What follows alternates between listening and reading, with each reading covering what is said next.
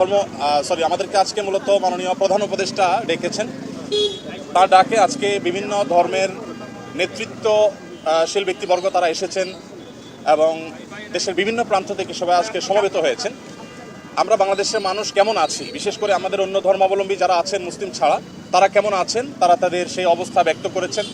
তো আমরা লক্ষ্য করেছি যে এখানে আমাদের মধ্যে আলহামদুলিল্লাহ চমৎকার ধর্মীয় সম্প্রীতি বজায় আছে। সেটিকে সামনে আরও কিভাবে ভালোভাবে ধরে রাখা যায় সেজন্য আজকে আমরা কথা বলেছি, সবাই মন খুলে সবাই যার যার মতামত ব্যক্ত করেছেন।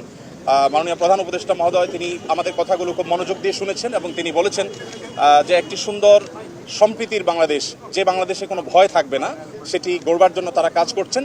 এবং আমরা আমাদের জায়গা থেকে বলেছি যে এদেশের ওলামা একরাম, এদেশের ধর্মীয় নেতৃত্ব, ফাদার আলবার্ট রোজারিও, প্রধান পুরোহিত, সেন্ট ম্যারিজ ক্যাথিড্রাল, রমনা।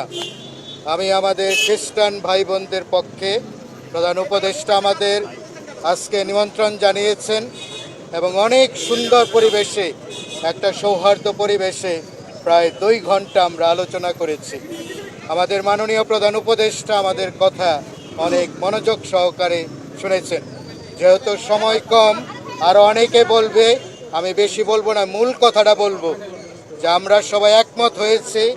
গতকাল আমাদের রাজনৈতিক দলগুলো এসে যে কথা বলে গেছে তার সঙ্গে আমরা একাত্মতা প্রকাশ করেছি যে এই মুহূর্তে আমাদের বাংলাদেশ একটা কঠিন সময়, আমরা একটা স্পর্শকাতর অবস্থার মধ্যে আছি। তাহলে আমাদের ঐক্যবদ্ধ থাকতে হবে, এটা আমাদের প্রধান কথা, আমাদের ঐক্যবদ্ধ থাকতে হবে।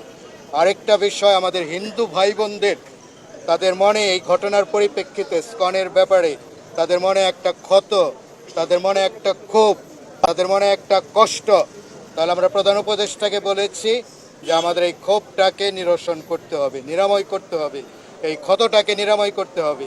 আমরা বলে এসেছি আমাদের যাদের মনে এই ঘটনার পরিপ্রেক্ষিতে যারা কষ্টে আছে, ক্ষোভে আছে, থেকে ধর্মগুরুগণ একটা ঐক্যমতে এসেছি যে আমরা সম্প্রীতির দেশ চাই। তবে আমার একটাই শুধু সংবাদ থাকবে মিডিয়ার মধ্য দিয়ে, মিডিয়া যেন কোনোভাবেই অন্যায় ভুল সংবাদ সম্প্রচার না করে। দ্বিতীয় আলোচনা হয়েছে, এতক্ষণ যে সময় দেবেন আমরা ভাবতে পারিনি যে আমরা চাই, আমরা ওনার কাছে আবেদন করেছি দেশে সম্প্রীতি যেন বিরাজ থাকে, সকল সম্প্রদায় মানুষ যেন আমরা মিলেমিশে থাকতে পারি, যে আমাদের যে একটা ঐতিহ্য, বাঙালি জাতির যে একটা ঐতিহ্য, সেই ঐতিহ্য যাতে বজায় থাকে, আমরা সেই কথা বলেছি। উনি আমাদের সমস্ত কথা শুনেছেন এবং সেই অনুযায়ী উনি ব্যবস্থা নেবেন, আমরাও সেই কামনা করি। ধন্যবাদ। আমরা অবশ্যই বলেছি আমরা ভালো আছি, বাংলাদেশে ভালো আছেন, আমরা বাংলাদেশে ভালো আছি, আমাদের কোনো সমস্যা নাই। আমরা বলেছি যেখানে যেখানে সমস্যা ছিল আমরা সেই উল্লেখ করেছি, ওনাকে জানিয়েছি। এবং বাংলাদেশ বুদ্ধিস্ট ফেডারেশনের আমি প্রধান উপদেষ্টা, কাউন্সিল ফর ইন্টারফেথ হারমোনির আমি চেয়ারম্যান। আমি একটি কথা বলতে চাই, আমরা একটা মানবিক রাষ্ট্র চেয়েছিলাম এবং যেটা 5ই আগস্টের পরে সেটা আমরা একটা নতুন বাংলাদেশ গড়ার জন্য যে স্বপ্ন ছিল আমাদের মধ্যে, আমরা সকলেই কিন্তু এই দেশের নাগরিক। প্রধান উপদেষ্টার ডাকে একত্রিত হয়েছি, বিভিন্ন ধর্মের ধর্মগুরুরা উপস্থিত হয়েছেন এবং সেই উপস্থিতিতে বিভিন্ন রকমের কথা হয়েছে এবং আমাদের কথাগুলো ধৈর্যের সহিত সকল উপদেষ্টারা শুনেছেন এবং আমাদের যে দুঃখ কষ্ট সকলার কথাই শুনেছেন। আরও বিশেষ করে আমাদের ভালো লাগছে মাওলানা সাজেদুর রহমান সাহেবের নেতৃত্বে আমরা প্রধান উপদেষ্টার আহ্বানে ওনার সঙ্গে সাক্ষাৎ করার জন্য, মত বিনিময় করার জন্য এসেছিলাম। আমাদের সঙ্গে রয়েছেন হেফাজতে ইসলাম বাংলাদেশের নায়েবে আমির মাওলানা মাহফুজুল হক, নায়েবে আমির মাওলানা আব্দুল কুদ্দুস, নায়েবে আমির মাওলানা কাসমি সাহেব। আজকে আমরা বাংলাদেশের বর্তমান পরিস্থিতি সম্পর্কে আপনারা সকলে, ফরিদপুরের মধুখালীতে হিন্দু সম্প্রদায়ের কর্তৃক আমাদের 2 জন হাফেজ ছাত্রকে হত্যা করা হয়েছে, তারপরেও কোনো বাংলাদেশে সাম্প্রদায়িক দাঙ্গা হয় নাই।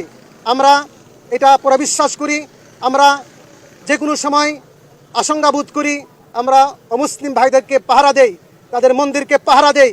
আমরা সাংবাদিক ভাইদেরকে সহযোগিতা চাইব বাংলাদেশের সাম্প্রদায়িক সম্প্রীতি প্রচার করার জন্য এবং সাথে সাথে আমরা বলে আসছি আমরা সকলেই দেশের স্বার্থে ঐক্যবদ্ধ আছি। সকলে মিলে দেশের বিরুদ্ধে যারাই ষড়যন্ত্র করবে তাদেরকে ঐক্যবদ্ধভাবে এই সরকারকে আমরা সহযোগিতা করব। সবাইকে ধন্যবাদ। ডক্টর মোহাম্মদ ইউনূস স্যারের নেতৃত্বে আমরা এখানে রাজনৈতিক দলগুলোর সাথে কথা বলেছি। গতকালকে এটা আপনারা দেখেছেন। এর আগের দিন ছাত্র সংগঠনগুলোর সাথে কথা না হলেও বরং বৈষম্যবিরোধী ছাত্র আন্দোলনের একটি অংশের সাথে কথা হয়েছে, যেটা সামনে হয়তো আরও এক্সটেন্ডেড হবে, আরও বৃহত্তর পরিসরে ছাত্র গণ অভ্যুত্থানের স্পিরিটকে বাস্তবায়ন করে যেতে পারি। এই জন্য আমরা ওনাদের সমর্থন চেয়েছি।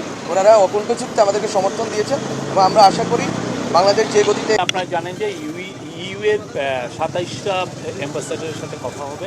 আপনারা জানেন ইউরোপিয়ান ইউনিয়ন ন্যাশনের মধ্যে 7টা কি 8টা দেশের হচ্ছে বাংলাদেশে অ্যাম্বাসি আছেন, বেশিরভাগই অ্যাম্বাসি ইন্ডিয়ায় আছেন। ওনাদের সাথে আমরা দেখেন ইউরোপিয়ান ইউনিয়ন হচ্ছে আমাদের বিগেস্ট